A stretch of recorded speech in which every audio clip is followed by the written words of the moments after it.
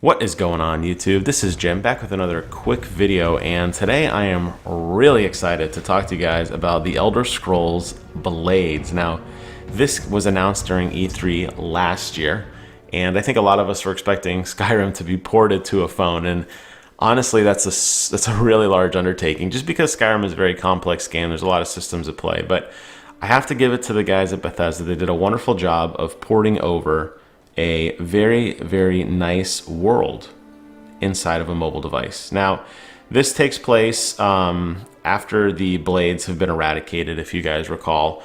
After Elder Scrolls Oblivion and kind of during that storyline, you're one of the remaining Blades out in the world, and here's your town, and it's been destroyed. So it's up to you to rebuild the town, and that's the main quest of the game, is to go on adventures, collect resources and materials and that sort of thing, and build up your town. And you'll notice as you walk around, a lot of things on my game at least say empty. There's still a lot of dilapidated buildings and such, and that's because I have yet to actually completely upgrade everything yet. There's going to be some vanity items that you can get, statues and that sort of thing, but then there's also going to be things that you actually need, like this one right here. This is a blacksmith quest that I just completed. So if I walk over and tap on this guy, and by the way, the controls are really, really easy. You could either tap where you want to go, or you could use your left thumb to move your character and your right thumb to free look. So people give you various quests, and they ask you to participate and help out and do different adventures. You have some of those same goofy little Skyrim type bugs where people just kind of walk into you and do silly things. And basically, as I mentioned, you can build your town. Now, the nice thing is it's very, very simple. Everything you need, it's really been mobilized, if that is such a word. Very, very easy to kind of navigate the menus. It's very clear what you're trying to do and how much things cost. And here you could see just some of the buildings that you can build right now. Right now they're teaching me how to build a smithy, so I'm going to go ahead and tap on that. And as you can see, I can go ahead and build the smithy. Now, the nice thing is, in a lot of these games, as I mentioned, you're really going to be able to customize a lot of where things go, and particularly how you interact with them. And that has always been, I think, a staple of the later parts of Skyrim DLC, where you were able to build up your own area and kind of call it your home. So as with most mobile games, there are a lot of those mobile gotchas, so you can't power through the game, so to speak.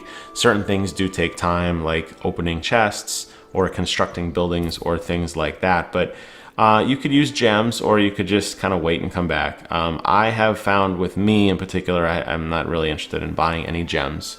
So I think I'll just use the, I don't mind sitting and waiting and that sort of thing. But that does exist, so you do have those standard mobile game kind of tropes that unfortunately exist in every game, which I believe they've announced that it's going to be free to play. I'm not entirely sure if it is or not. It kind of seems like it is, but if it's not, oh well.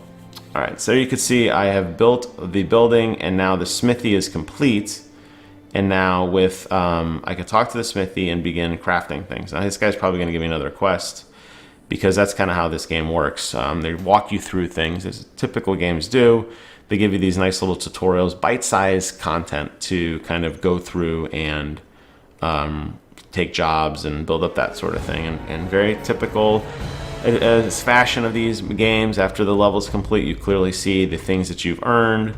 You can continue, and now you can see I've got the job board, which I'll do later. Now, the nice thing about a lot of these buildings and a lot of the descriptions is that it kind of progresses with the game. So you can't go overboard in terms of just grinding for hours and hours, getting tons of lumber or tons of whatever, and trying to build up things quickly. The game's going to kind of pace you, and I don't consider that much of a gate.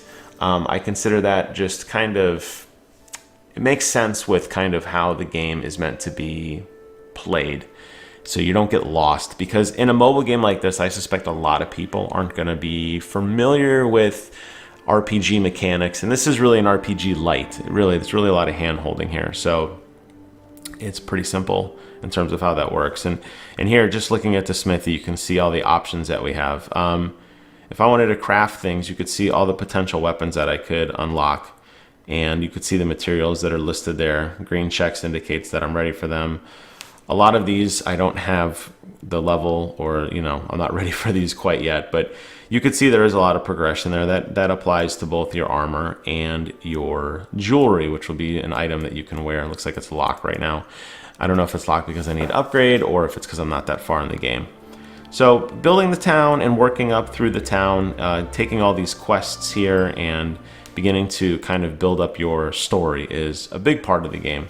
However, that said, there's another really large part of the game too, which is the combat, and that's what I wanted to focus on. Now, I thought it was actually kind of neat that as we, let me get back to the main menu. I'll just show you here. Actually, you can just hit Abyss. That's where I really wanted to go.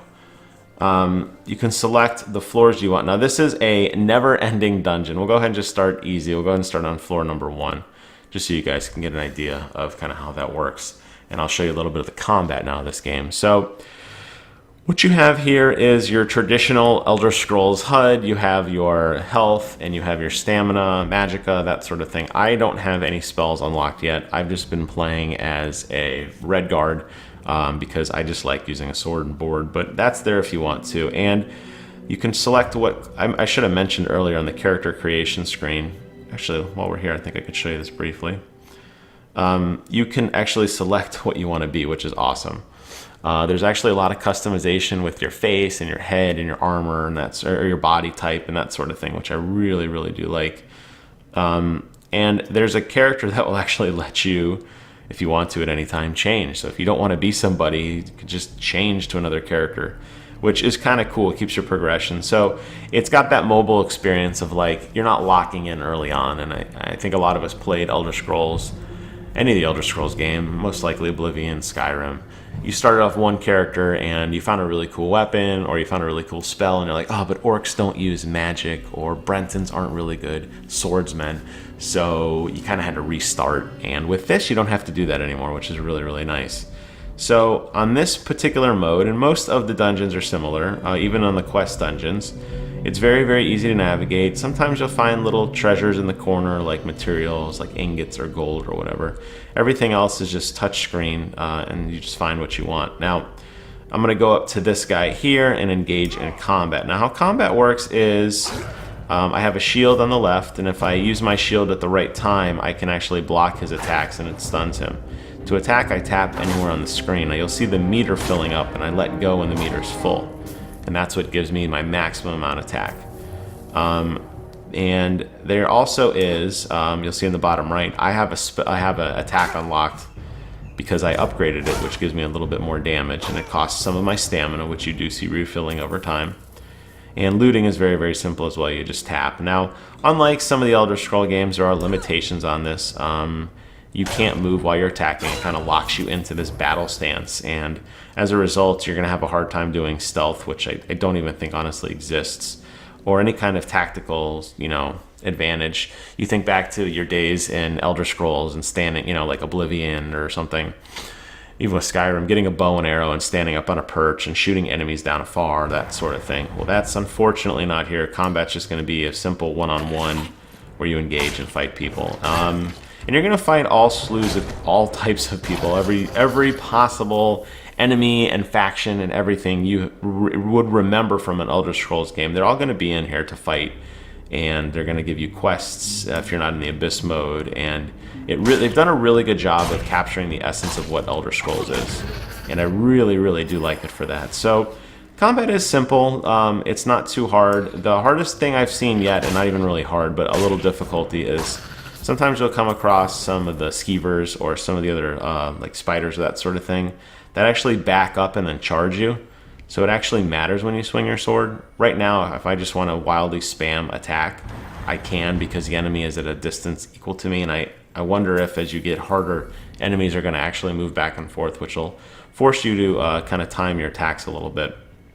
But this just goes on forever, this particular mode, Abyss. But the nice thing is, at any time when you want to quit, you could just go up here and just hit leave, and you could stop. And what it'll do is it'll take you back to the town, and these are all the things you've unlocked.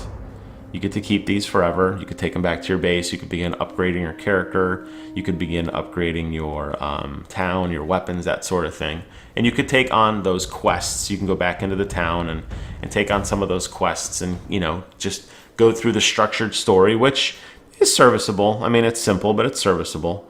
Or you can go into the abyss. And the goal is to take this town and rebuild it, put nice things in the town, and get the best weapons to be more powerful to do it all over again. So with that, I'm going to go ahead and close out this video. And I just wanted to say thank you guys so much for watching. I hope you guys like what you saw. And this is definitely a game that I'm very, very interested in. I like that there are good elements to the game. I like that it's simple to play. I like that it looks pretty. I like that it's serviceable for people who are fans of the series. I think they did a good job, and I'll be curious to see as this game continues to expand and grow. This is still an early alpha. I'll be curious to see what other features are added, but if you like Elder Scrolls, or if you're curious what it is, or if the regular Elder Scrolls seems like it's too much to you, and it's too much to take in, and it's just, very, very dense content, then I think this is a great introduction to the world. So with that, I want to thank you guys so much for watching. Hope you guys like what you saw. If you did, please consider commenting, rating, and subscribing, but you know what? If not, that's okay too. And until next time, I will see you guys on the other side.